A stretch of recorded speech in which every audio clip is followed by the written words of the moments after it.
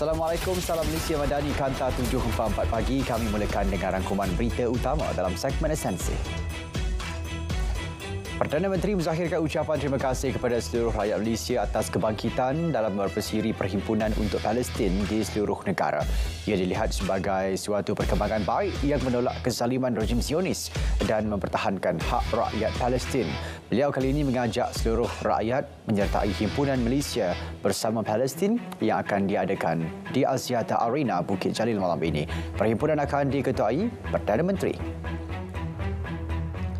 Kutipan tabung akaun amanah kemanusiaan rakyat Palestin akan disalurkan secara terus kepada Palestin. Malah ia akan tidak digunakan untuk tujuan pengurusan dan pentadbiran.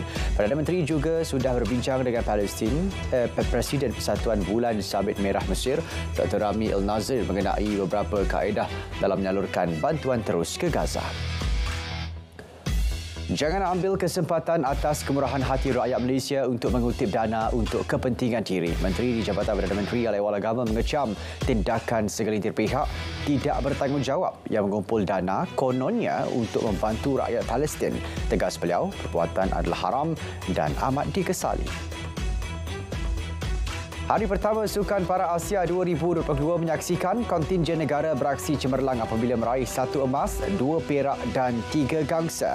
Atlet renang Muhammad Nur Syaiful Zulkifli menyumbang pingat pertama melalui acara 100 meter kuada dan lelaki SB4 kecacatan fizikal. Sementara Zai Lika merangkul emas dan Nur Syaiful meraih gangsa. Skuad berbasikal trek turut menceriakan Camp Malaysia apabila membawa pulang 2 perak, dan atlet lontar peluru Nur Imanina Idris menyumbang pingat pertama acara olahraga apabila meraih gangsa. 7 empangan bekalan air dikenal pasti berisiko menyebabkan masalah sumber air. Ia sekiranya berlaku sebarang gangguan fungsi yang turut berpunca daripada perubahan iklim. Ia melibatkan empangan Pedu, Muda, Asahan, Jus, Durian Tenggal, Linggoy dan Mengkuang. Suruhanjaya Perkhidmatan Air Negara kini sedang memantau keadaan kesemua empangan tersebut. Kaedah pembayaran balik pinjaman PT-PTN melalui Income Contingent Loan (ICL) tidak membebankan peminjam. Malah ia merupakan cadangan yang praktikal. Melalui ICL, bayaran dibuat melalui pemotongan gaji secara automatik melalui Lembaga Hasil Dalam Negeri. Pusat Ekonomi Digital PEDI tingkat sosioekonomi penduduk malah membantu golongan usahawan menjana pendapatan. Menteri Komunikasi dan Digital berkata selaras peranannya, PEDI berkasa peniaga kecil dengan pengetahuan teknologi dan e-dagang. Malah turut mendidik orang ramai celik digital dan pekerjenayah cyber. 60 pelajar dari Pahang Kandas di Kahirah berjaya dibantu. Ia selepas perbincangan Perdana Menteri dengan Sheikh Al-Azhar, Profesor Dr. Ahmad Al-Taib. Perdana Menteri mengemukakan rayuan dan ia dipersetujui Sheikh Al-Azhar untuk menerima masuk ke semua pelajar berkenaan melanjutkan pengajian di Universiti Terkemuka Mesir itu. Satu laporan polis dibuat Parti Keadilan Rakyat terhadap pemilik akaun media sosial yang menyebar fitnah mengaitkan Ahli Parlimen Bandar Tun Razak, Datuk Seri Dr. Wan Azizah Wan Ismail. Menurut Ketua Wanita PKR Cabang Bandar Tun Razak, ia dibuat selepas menerima satu hantaran video berniat jahat serta memberi gambaran seolah-olah Datuk Seri Wan Azizah mendukung Israel. Ia merupakan foto Datuk Seri Dr. Wan Azizah bersama-sama isteri Perdana Menteri yang hadir ke mesyuarat PBB ke-78 pada 21 September lalu. 2 pekerja kedai emas mengaku tidak bersalah atas dakwaan membuat naik gambar iklan perasmian kedai emas oleh Tengku Bendahara Kelantan, Tengku Muhammad Fakhri Petra Sultan Ismail Petra tanpa kebenaran pada 16 Oktober lalu. Hakim Mahkamah Session Kota Baru membenarkan tertuduh diikat jamin masing-masing RM8,000 setiap seorang. 23 November depan sebagai tarikh sebutan semula kes. Bawa pisau ketika tonton perlawanan bola sepak di Stadium Indra Mulia Ipoh 19 Oktober lalu, tertuduh Azrul Faiz Muhammad Rosli, 31 tahun, mengaku tidak bersalah. Perbuatan itu dilakukan ketika separuh akhir pertama Piala Malaysia antara Perak FC dan Johor Darul Takzim JDT Khamis lalu. Mahkamah menetapkan 5 Disember depan untuk sebutan kes. 4 lelaki ditahan dalam 6 siri serbuan polis di Georgetown sekaligus menumpaskan sindiket makmal dadah yang bergiat aktif sejak awal tahun. Ketua Polis Pulau Pinang berkata operasi pada 20 Oktober turut merampas pelbagai jenis dadah dan peralatan memproses dadah bernilai lebih 2.06 juta ringgit. Sepasang suami isteri dan 2 lelaki ditahan disyaki terlibat 5 kes pecah rumah. Ketua Polis Daerah Kluang berkata kesemua suspek aktif menjalankan jenayah itu sejak Ogos lalu. Sindiket menggunakan sebuah truk pickup yang disewa untuk menjalankan jenayah itu dan menjual semula barangan curi untuk membeli dadah. Kesemua suspek didapati positif dadah jenis metafetamin selain mempunyai rekod jenayah dan dadah. SPRM Johor menahan 2 pegawai khidmat pelanggan rangkaian interaktif kerajaan cawangan Kota Tinggi dan seorang kerani pusat lesen memandu kerana menerima wang rasuah. Pengarah SPRM Negeri berkata ketiga-tiga suspek perempuan berusia 23 hingga 34 tahun ditahan di Pejabat SPRM Johor kira-kira pukul 9 pada Ahad. Siasatan dijalankan mengikut Seksyen 16(A) Akta SPRM 2009. SPRM dijangkakan akan menahan beberapa individu lain bagi membantu siasatan. 82 unit bubu naga dirampas Penguatkuasa Maritim Perak di 2 lokasi berasingan sekitar Pulau Talang dan Kuala Kurau. Pengarah Maritim Negeri maklumkan rampasan dibuat pasukan rondaan yang mengesan beberapa objek terapung dalam keadaan mencurigakan di kedua-dua lokasi tersebut. Kesemua bubu naga yang dirampas dibawa di Jeti Perikanan Kampung Aceh dan Jeti Zon Maritim Kuala Kurau untuk tindakan lanjut. Baik, ini perkembangan banjir di Kedah. Pulih dengan baki 2 PPS di daerah Pokok Sena ditutup petang semalam. Pengarah Angkatan Pertahanan Awam APM Kedah berkata keadaan cuaca yang baik dan cerah antara faktor banjir surut di daerah Pokok Sena. Manakala Padang Terap, padas air banjir menunjukkan tren penurunan. Sebelum ini 2 lagi daerah pulih daripada banjir ialah Sik dan Bandar Baru. APM Kedah telah mengenal pasti 260 lokasi berisiko banjir sepanjang musim monsun Timur Laut. Ia melibatkan kawasan lembangan Sungai Kedah dan lembangan Sungai Muda. Pengarah APM Kedah menasihatkan orang ramai berhati-hati ketika mengunjungi kawasan air terjun.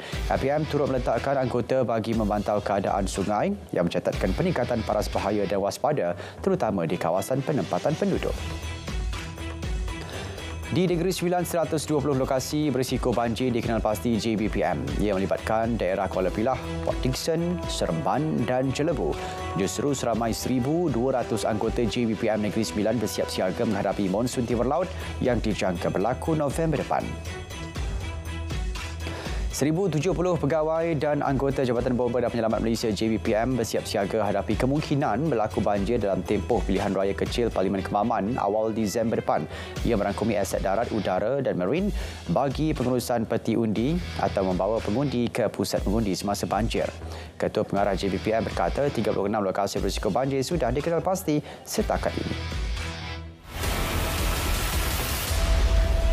Perdana Menteri sifatkan pengiktirafan Kerajaan Arab Saudi terhadap inisiatif NREP sebagai bukti negara itu sentiasa mengikuti perkembangan Malaysia. Pengiktirafan membuktikan putera mahkota Mohammed bin Salman tertarik dengan inisiatif yang diambil. Baginda mahu bekerjasama dalam sumber tenaga, pulih baharu, hidrogen hijau dan yang berkaitan hala tuju transisi tenaga Malaysia. Hasil cukai akan digunakan bagi pelaksanaan subsidi bersasar dan tidak bersasar. Timbalan Menteri Kewangan 1 berkata ia juga akan disalur kepada rakyat menerusi beberapa inisiatif di bawah payung rahmah termasuk sumbangan tunai rahmah, sumbangan asas rahmah SARA dan inisiatif pendapatan rakyat IPR. Jelas beliau, 90% daripada rakyat kekal menikmati beberapa komponen subsidi. MITI sedang giat menyimak semula Akta Perdagangan Strategik 2010 STA 2010.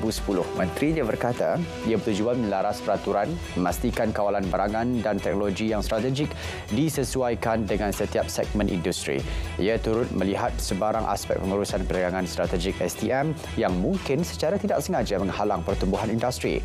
Penting bagi kerajaan untuk meneraju dengan rangka kerja STM yang mantap agar kedudukan Malaysia sebagai hub transit dan pindah kapal utama di rantau ini tidak terjejas. Perak terima pelaburan baru berjumlah 34 bilion ringgit dari China. Menteri Besarnya berkata, misi pelaburan Perak ke China membawa kejayaan kerjasama MOU dengan syarikat otomotif Geely dan syarikat Zhejiang Sinopon Technology. Terbaru misi promosi pelaburan dari 15 hingga 21 Oktober lalu membolehkan Perbadan Kemajuan Negeri Perak menandatangani MOU dengan sebuah syarikat inkubasi dan inovasi keusahawanan terkemuka China iaitu Shanghai Two-Star Business Incubator. Bank Negara Malaysia BNM sasar sekurang-kurangnya separuh daripada pembiayaan baru akan diselaras dengan sokongan iklim atau aktiviti peralihan sebagaimana Pelan Induk Sektor Kewangan Malaysia 2022-2026. Pada masa sama, Bank Pusat itu akan terus menyediakan persekitaran dasar yang memudahkan industri memajukan inovasi kewangan selain meninjau struktur kewangan baru yang diperlukan dalam memenuhi keperluan pembiayaan. Malaysia-Vietnam laksana kerjasama dua hala tarik pelancong sesama negara. Pengarah Pelancongan Promosi Antarabangsa ASEAN Tourism Malaysia berkata, Vietnam merupakan antara pasaran penting dengan kedudukan 10 terbaik kedatangan pelancong ke Malaysia. Sementara Vietnam kembali memupuk minat pelancong ke Malaysia ke negara itu. Untuk Tahun Melawat Malaysia 2026, negara menyasarkan lebih 1.5 juta pelancong Vietnam. Angka korban akibat serangan udara rejim Israel di Semenanjung Gaza kini melonjak kepada 5,087 mangsa. Kementerian Kesihatan Palestin memaklumkan korban babitkan 2,055 kanak-kanak, 1,119 wanita dan 217 warga emas, manakala 15,273 orang lagi cedera. Jurucakap Kementerian berkata, dalam tempoh 24 jam sahaja, seramai 436 orang maut, termasuk 182 kanak-kanak akibat kezaliman Israel. 1,500 mayat mangsa termasuk 830 kanak-kanak masih terperangkap di bawah runtuhan. Sementara itu, dua peserta bantahan serangan kejam Zionis ke atas Gaza di tebing barat maut dibunuh tentera Israel. Penduduk tebing barat berkabung susulan kematian mangsa terkorban. Ketegangan terus meningkat di tebing barat yang mendesak kekejaman di Gaza dihentikan segera. Lagi dua tawanan wanita dibebaskan pejuang Hamas. Pembebasan warga emas dari Israel dikenali sebagai Nurit Cooper dan Yocheved Lifshitz yang dibuat atas faktor kemanusiaan dan kesihatan kedua-dua individu. Visual memaparkan dua tawanan berkenaan dihantar menaiki ambulans di Rafah untuk menyeberang dari Gaza ke Mesir. Sebelum ini, seorang wanita warga Amerika Syarikat dan anaknya turut dibebaskan pada Jumaat. Truk bawa bantuan baru untuk Gaza tiba di lintasan Rafah namun tidak dapat masuki Palestin. Tiada kebenaran untuk masuk diterima dan laluan masih ditutup tanpa sebarang ketetapan bila pintu akan dibuka. Individu yang memiliki dua kewarganegaraan juga menanti pembukaan lintasan berkenaan tetapi terpaksa berhati-hati dengan serangan udara. Menurut Kementerian Dalam Negeri Palestin, sekurang-kurangnya 49 terbunuh semalaman akibat pengeboman Israel di Rafah. Kanada, Perancis, Jerman, Itali, United Kingdom dan Amerika Syarikat menegaskan Israel perlu patuhi undang-undang antarabangsa dan melindungi orang awam. Para pemimpin negara itu dalam pernyataan bersama menyatakan mereka mahu penyelesaian dan keamanan di Asia Barat. 6 pemimpin termasuk Kanada akan gunakan usaha diplomatik untuk halang konflik perang daripada merebak. Kementerian Kesihatan Indonesia sahkan 7 kes aktif cacar monyet di Jakarta. Kes berkenaan babitkan penularan tempatan. 7 pesakit berusia antara 25 dan 35 tahun itu mengalami simptom ringan dan kini menjalani pengasingan di hospital. Kementerian Kesihatan dan pihak berkuasa di Jakarta sedang mengambil tindakan untuk mengesan dan mencegah wabak tersebut. Saudara, Kanta 744 berakhir di sini. Assalamualaikum, salam Malaysia Madani, tekad perpaduan penuhi harapan.